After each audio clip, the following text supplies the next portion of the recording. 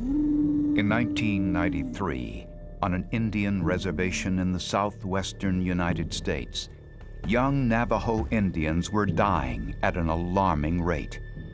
More than 20 people would die from the mysterious disease, one that health officials had never seen before. But the Navajo medicine men provided a critical piece of information which led investigators around the world to a most unlikely killer.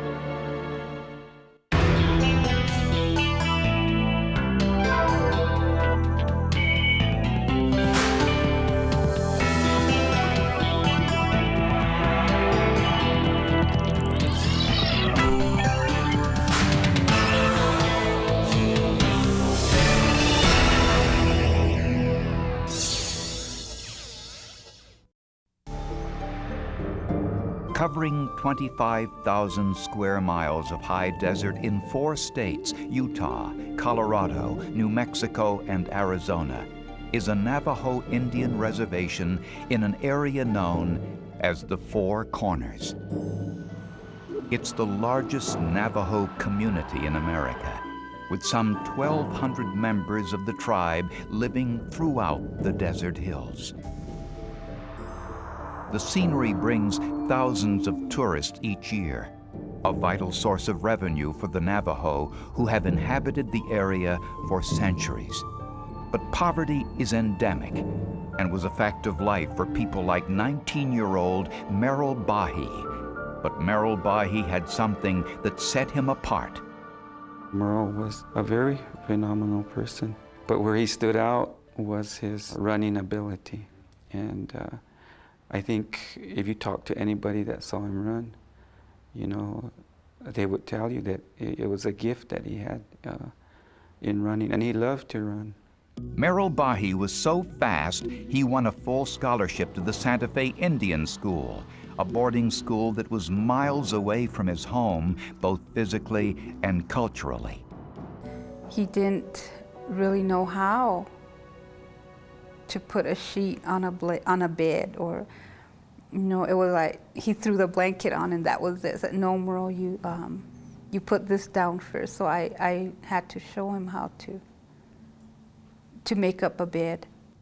Bahi slowly adjusted to his new life. He did well in school, but the transition to life in the city was difficult until he met Florina Woody. Something magical happened. He met another Navajo girl at a Pueblo school and they fell in love so intensely that the track coach decided to make Florina the manager of the track team, to hand out the towels so that Merrill would keep his mind on his running. Not long afterwards, they had a son, Maurice, and planned to get married. But shortly after the baby was born, Florina woke up one morning with what she thought was the flu. She was all cold. She kept, you know, having these chills. And it was something like you're getting a cold or getting sick from a common cold. Their lungs were a whiteout, meaning they were just solid. They should usually be dark from the air, and they obviously had something in there, fluid in there. Doctors raced to find out what was wrong. They administered oxygen to help Florina breathe, but she went into shock. I saw one of the nurses coming out of her room all disturbed, and she was crying, and I knew that something was happening. None of the standard procedures worked, and Florina's heart stopped beating. The pressure on her lungs was simply too much for her body to bear. The cause of death, acute respiratory failure. Florina Woody died on Mother's Day. She was just 21 years old. When they told us that she was gone, then they allowed us to go into her room. I just couldn't believe that my baby is gone. I didn't want to leave her. I just want to hang on to her right there. Doctors had no idea what had caused Florina's sudden death, and they feared that whatever killed Florina Woody might be contagious. Florina's death was a particularly cruel blow to Merrill Bahi. The mother of his infant son was dead. As Bahi prepared for Florina's funeral, he too started to develop similar symptoms. Merrill Bahi was beside himself. He wasn't feeling well, but it didn't occur to him that it could possibly be the same thing that affected Florina. Merrill's physical condition quickly deteriorated, and he was rushed to the Crown Point Hospital, the same hospital that treated Florina. After an initial consultation, Merrill did not want to be treated where Florina died, so his family drove him to the Indian Medical Center in Gallup, an hour away. Shortly before arrival, Merrill lost consciousness. As doctors rushed him into the emergency room, he died. The cause of death, acute respiratory failure.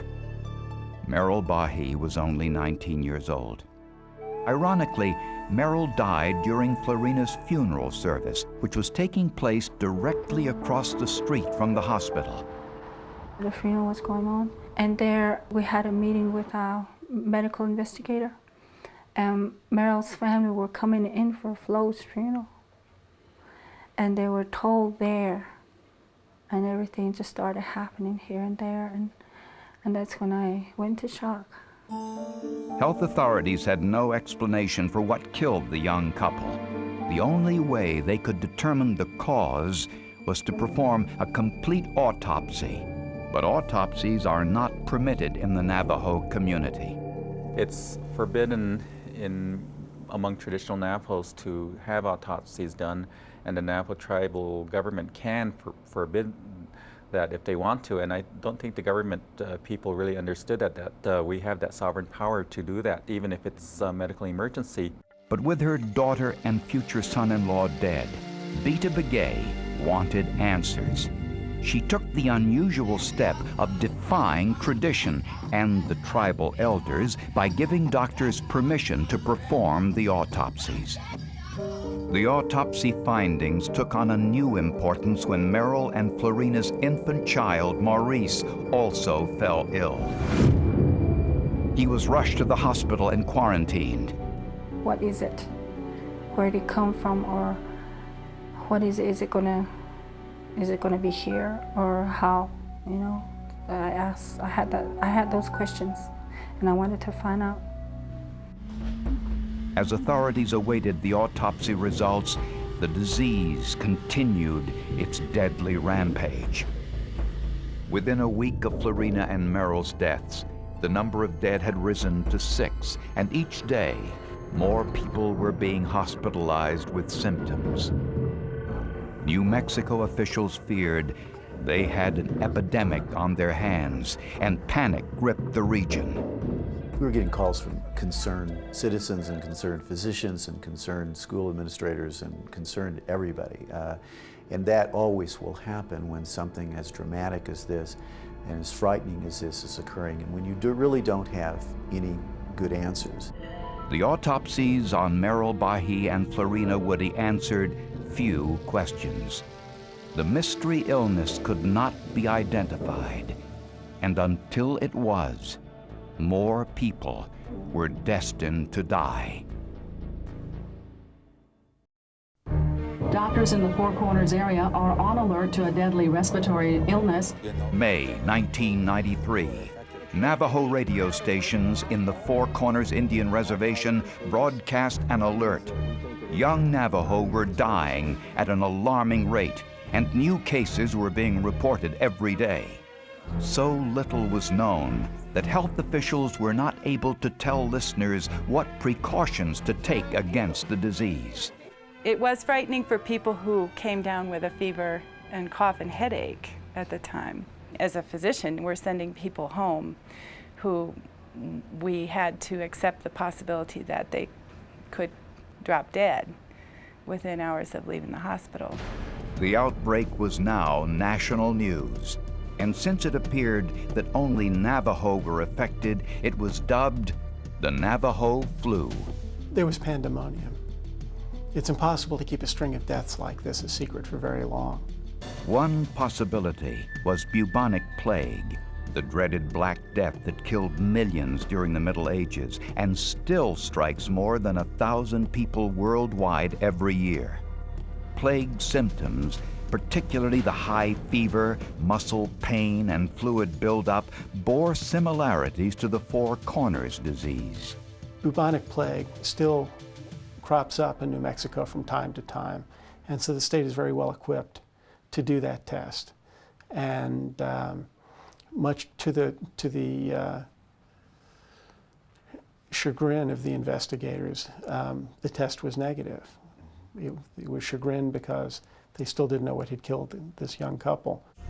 Another possibility was pneumonic plague, a highly contagious disease. It attacks the lungs and kills quickly, which is what happened to the Four Corners victims.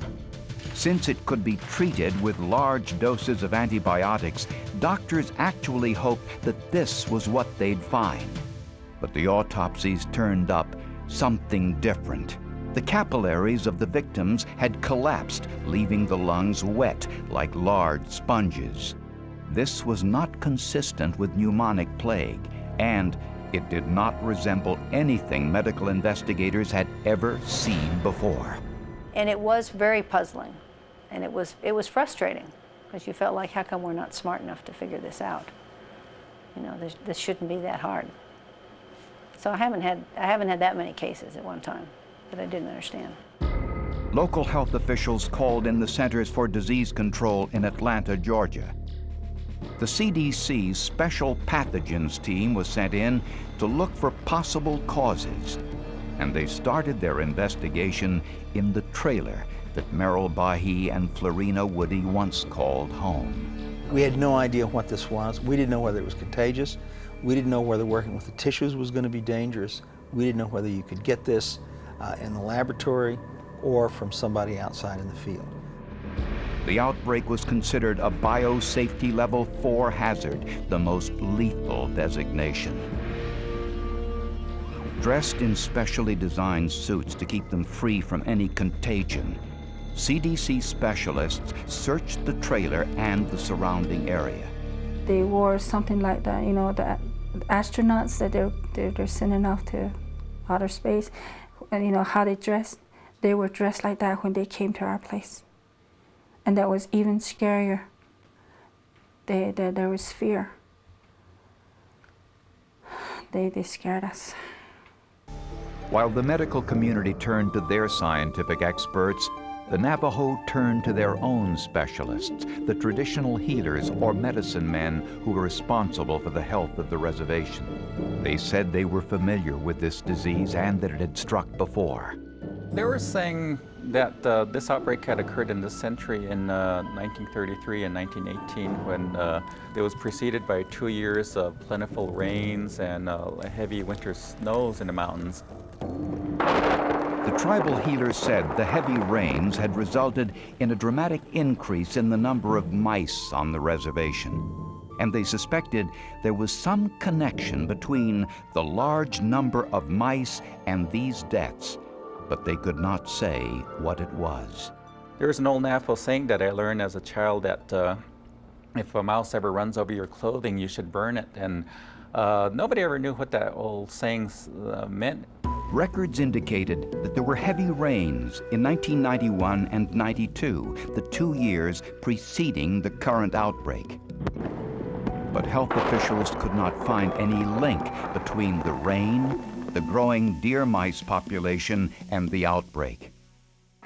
Meanwhile, in what's known as the maximum containment section of the CDC labs, an area reserved for the study of the world's most dangerous germs and viruses, investigators performed an ELISA test, or enzyme-linked immunosorbent assay, on the tissue samples from the victims.